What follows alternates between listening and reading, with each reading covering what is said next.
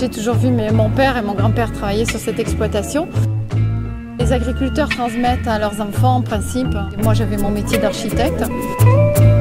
On s'occupait essentiellement de la période de vendange où il fallait un petit peu de monde, s'occuper de la machine à vendanger, organiser les vendanges. Donc ça, c'est là où je suis un petit peu intervenu un peu plus concrètement.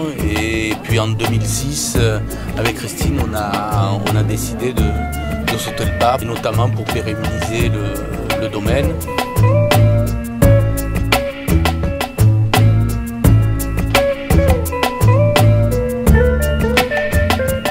On avait la possibilité au niveau de notre emploi du temps de libérer un peu d'espace pour s'occuper de ça. Et puis on a des enfants et on imagine que les enfants un jour aimeraient profiter du lieu, de l'espace et continuer l'histoire.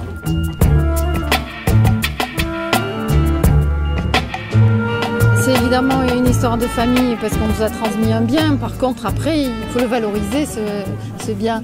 Et nous, on a essayé de trouver des produits de niche et puis des produits avec lesquels on se sentait bien en harmonie. Et la question de l'environnement nous travaille beaucoup.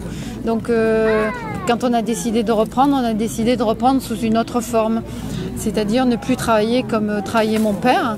D'ailleurs, ça a été le premier à apprécier. Donc on s'est lancé dans le bio, ça veut dire un travail complètement différent de la terre.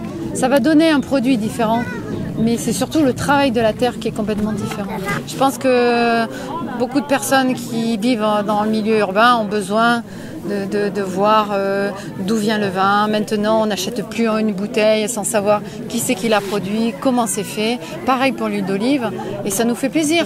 Comme ça, on travaille mieux.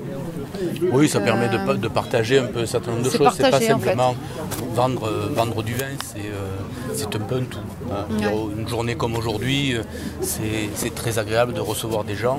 Un peu comme des amis, ça permet de les recevoir, de les remercier, c'est un peu un tout.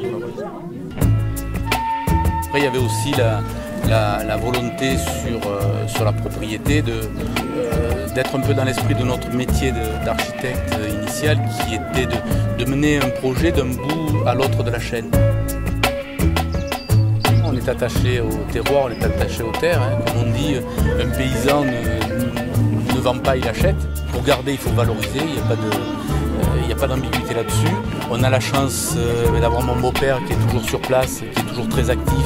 Donc c'est un petit l'œil de l'ancêtre sur le travail. Et de l'autre côté, on a les enfants pour nous aider et là aussi pérenniser, valoriser et à terme faciliter la succession à la suite.